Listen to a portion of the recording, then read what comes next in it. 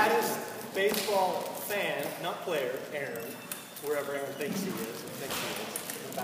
Biggest, baddest baseball fan, is it Ken Harrison? It is Ken Harrison. I'm not sure. Drew. I'm not sure anybody can beat this woman right here. She's a free New York Yankees fan who I do not cheer for, but she understands. Okay, well maybe Drew, maybe it's you. Maybe it's you, right? Okay. Summer 2007. Mike Matthews calls me and he says, I've got 6 tickets, 3rd row, Shea Stadium. Get a date. So I call a girl, she shoots me down. No big deal. Happens all the time. Yeah. I call the second girl, same thing. I'm busy, I can't go. And I'm like, do you even know what's happening? This is Shea Stadium, right? These are the best seats I'll ever have. 3rd girl I call, she accepts. We meet in Times Square. We take the 7 train to Flushing Meadows, and we sit down, and we all get comfortable. It's the Mets, Mariners. I got 2 of the biggest Mariners fans I know, and I sit down, and my date turns to me and says, this is so exciting. This is my first baseball game ever. Okay? Now, everybody hears it and they start looking at me like, why did you bring this girl? Rita, where's Matt?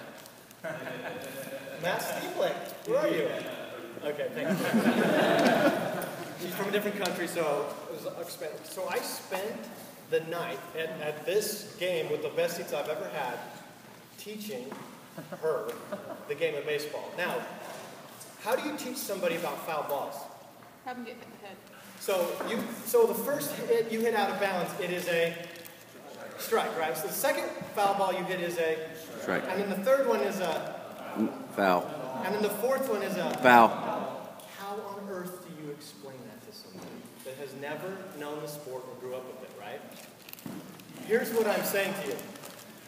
Every single person in every situation that you're in, whether you're at a baseball game, or whether you are teaching a contact dashboard class, or whether you have children and you're trying to teach them how to go potty, or you're in church teaching something, everybody in this room is a teacher, and if you don't think so, you can take a hike, right? Because you need to know how to teach. We need to be better teachers. Please don't disagree with me on that, because everybody in here needs to be better, okay? Go Mets. All right. So, any Barney Stinson fans out there?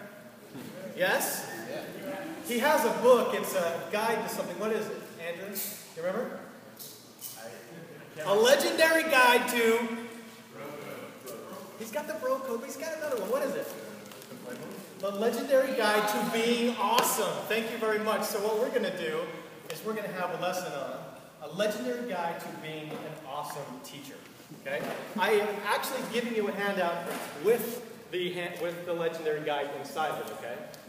So, and a lot of you aren't taking notes, so I would hope that you would. You have been taking a lot of notes from what I've seen.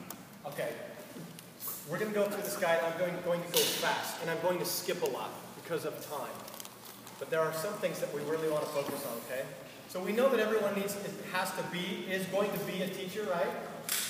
Now you need to decide, and it needs to happen today, you need to decide to be an awesome teacher or a great teacher. It's a skill that can be learned. A lot of you were hired because we thought you could be a good teacher, right? But that's not it. You can learn this skill. You can become better, and it starts today. Okay? So let me go back to that. You also need to prepare for it, and you've got to get it right the first time. I'm sick of going to dealerships, and what do they say to me? Why didn't they teach me this the first time? Now, I know for a fact that most of you taught them that, whatever that is, the first time, but I'm kind of sick of hearing it. And I go in and I'm like, here's how it's done. Oh, okay, that's great. And a lot of you do that too, right? We need to get beyond that. We need to get it right the first time. So, here's the introduction. I'm going to go through these 4 points, some of them very quickly. I'm going to go through setting the stage, asking questions, transitioning. We're going to skip a little bit. Don't be boring. Be awesome, right? And then we're going to talk about enjoying teaching and how much we should do it, okay? So, setting the stage a little bit. We've you've got to be attentive of dealership needs, right? Some dealerships, we've seen this a lot on the East Coast, some dealerships, like auto-based customers, they need to know how to print off the forms. I got to print my printable form. How do I get there, right? Or I got to put in a credit app. How do I do that? And some dealerships, you don't, right? You need to be asking the question of what's the specific dealership needs, right? So I'm going to go back to what Chad was saying earlier about remembering names. He says he sucks at it. I'm sounding like I'm bragging a little bit. Folks, I'm good at remembering names. And so should you. Why can't you remember names? I know that they don't remember yours. That's why we wear name tags. You've got to remember names. And not just remember it, use it. Call on them, right? Say their name. Say it frequently. They like that. That's a great way to be awesome as a teacher, okay? Being confident, I think most of us do in that. Some of us a little more than others. And being prepared to be ready. I find a lot of times, I've been sitting in a lot of classes lately. Some of you didn't know that I'm taking a lot of notes on you, but I've noticed that you don't have customer examples. You're like asking somebody for a customer example. They don't know who their best customer is. Have it ready. Have the best customer at the dealership ready to go. Some of you aren't desking deals before you get into the class for desking. How can you do that? You have to be ready. You have to be prepared. You've got to have 3 names. I always have 3 names of people that I could use for great customer examples. Does that make sense? Okay? So I want you should be getting a little more involved with that, all right? Speaking their language. What does a salesperson really care to know about your CRM? What is it? Sell cars. Sell cars. Is it what? Sell cars. How can it help me sell cars? If you do not speak that language of how do I sell cars, you're over their head and they don't care about it. And then you're just another vendor, right? Some of you are shaking your heads like, yeah, I've experienced that. So have I, when we don't speak their language, okay? And then stay on track. Here's something that Nathan Divney implemented with our Herb Chambers group up in the Boston area. And I literally, and I think most of us that were doing those Herb Chambers installs, we had this in front of us. It was a checklist. And if I didn't cover these because of the specific dealership needs, if I didn't cover those, I was like, oh shoot, I got to go back to this because Herb Chambers is going to hold me accountable for that. Thanks to Nathan Divney for doing this. There may be a time where this is something mandatory. It's not right now. It's a suggestion, recommendation. I think it's been fantastic for those Herb Chambers, okay? So, true or false, you ask questions. With the second point here, right? This is where I want to spend some time. True or false, you ask people questions because you're so smart and you want them to try to get the answer. No, that's false, right? Mega. What mega false? I like that, Aaron. See how I call him by name? Weird. That's so hard. Okay. All right. We need to ask more questions in our classes. I have seen you stand in front of a class and not ask one question. You get asked questions. Why aren't you the one asking questions? You don't ask questions, folks, to tell them how smart you are. You ask them questions so that you know what to teach them and how to teach them. And you can gauge their interest, right? You can gauge what they know, what they don't know. You can gauge if they're looking right. You can gauge their level of usage if you're asking questions. So, 3 types of questions that I've learned. And honestly, I'm telling you this very honestly, these things I'm about to show you, these 3 types of questions, have literally changed the way I teach in every single thing I do. So, it's not, I don't want to put like a lot of pressure on you, but this is awesome, okay? There are 3 types of questions. Search, analyze, and apply. What are the 3 types of questions? Search, analyze. Okay, so a search question looks a little bit like this, if the screen's up there correctly. Okay, you have to lead them to look for something in particular. For example, if we're teaching, and I'm using an example of being consultants for dealer software, where is the save button located? See how that's a search question? They have to tell you where to go, right? Another example, how many times has this guy been into service? What are they doing? If you have the screen up and you ask that question, what is everybody doing in the class if you don't point at anything? Searching around. They're searching for the answer. Where is this? Where is this? Where is this? Boom, I found it, and it's locked in the brain. Okay? Any questions on search? This is a good one here. Analyze questions. You've got to ask more analyze questions. This is so fun to think of ways to ask and analyze questions. Get them to examine something like this, for example. What's the difference? This is a good question, right? What's the difference between to-dos and open events? Please do not ask that question before you've ever shown them what that means. Okay? You have to teach them first, and then you ask the question in this case, right? Okay? And application questions. Help them make a connection. Help them apply something. How can I make more money by using your CRM tool? These are the questions that you ask. For example, I love this one.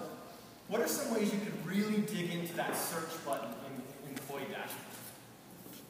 Well, I could do this. You see how they start making connections? Does this make sense?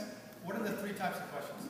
Search, analyze. Search, analyze. Awesome. Okay. So the examples that I'm about to put up now are a kind of a mixture. So just play along with me a little bit, and I'm going to have you come up with some examples.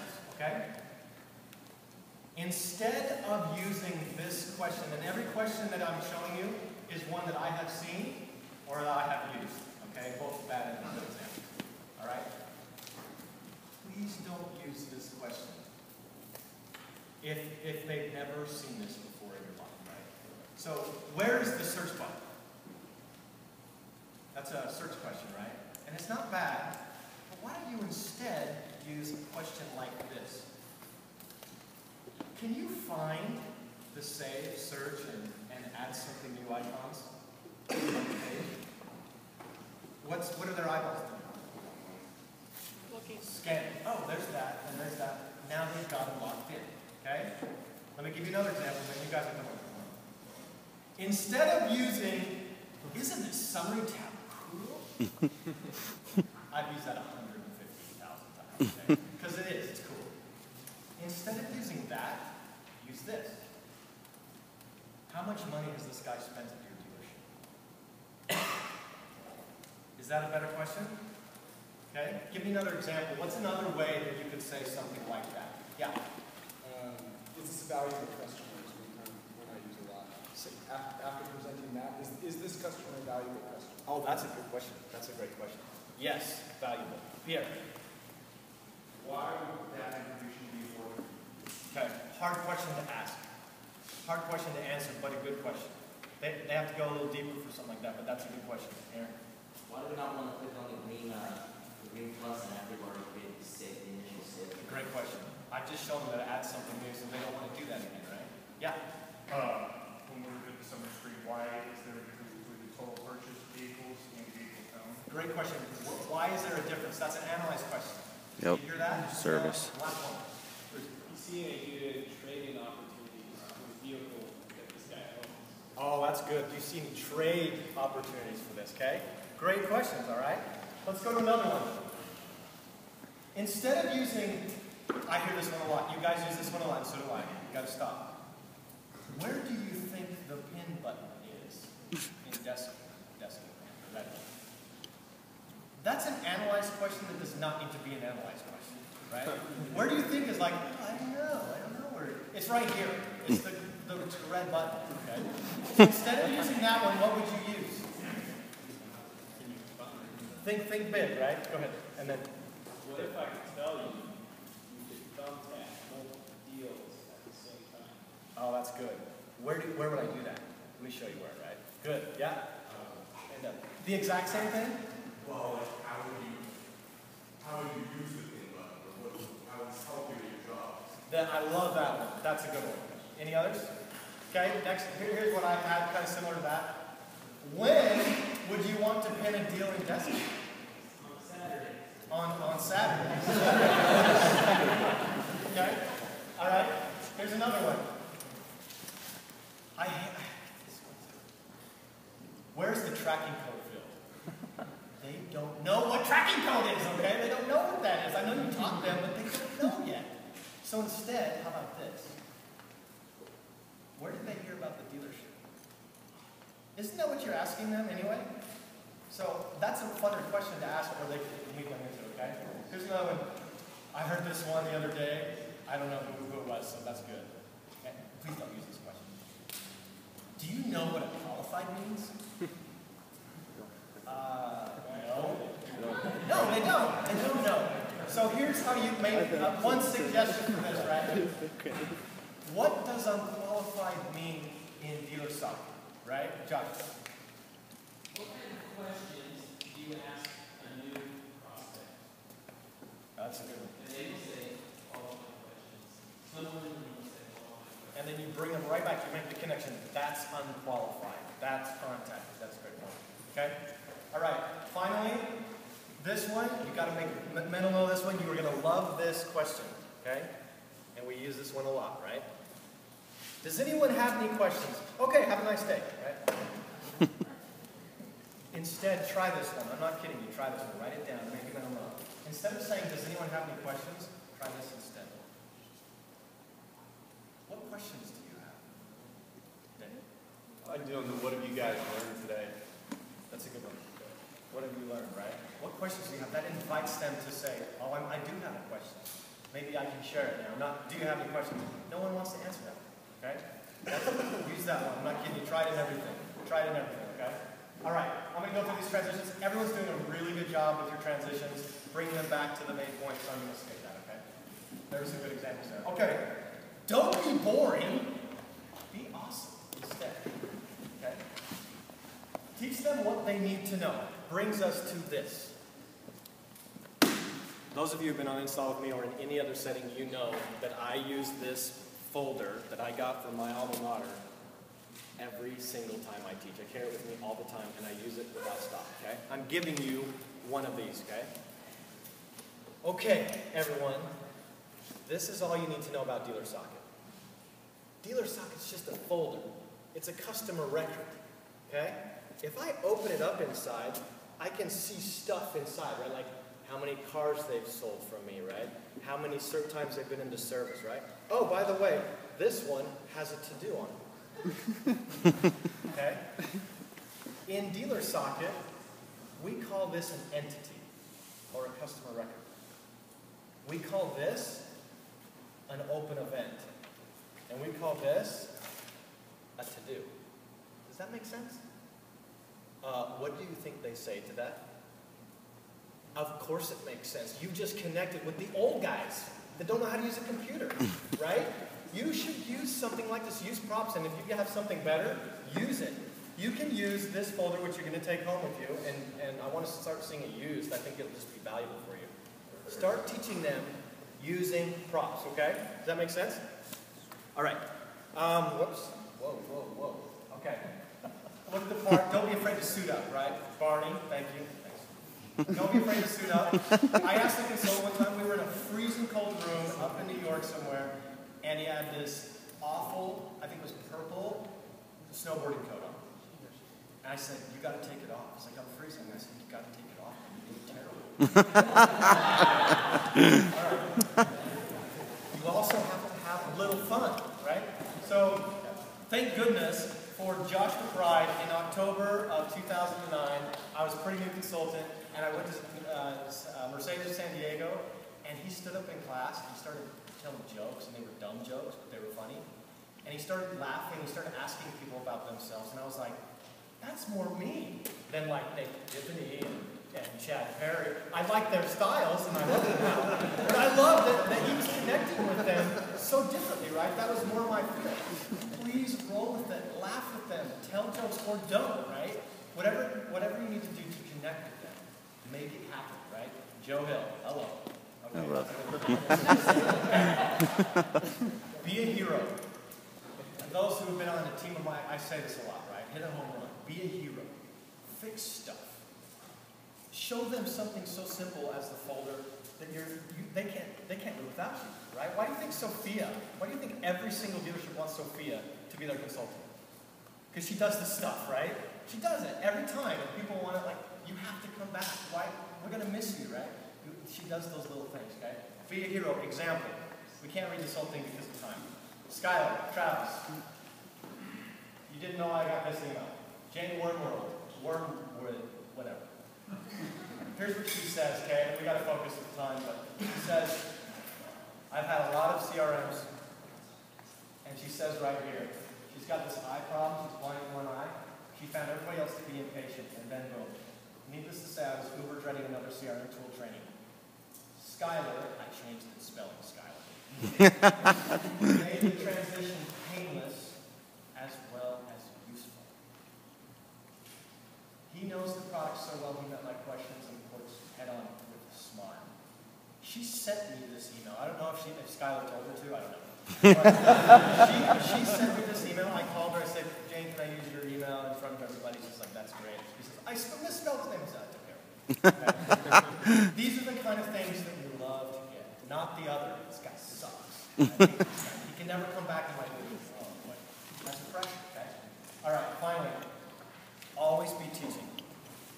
Here are my thoughts on this, and I'll close out. You should teach on every site visit.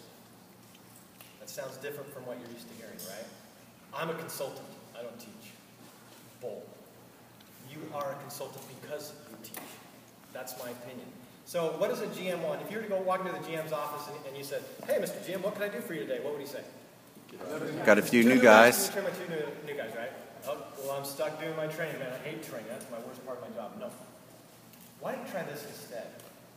Hey, Mr. GM, can I have your guys for like 15 minutes?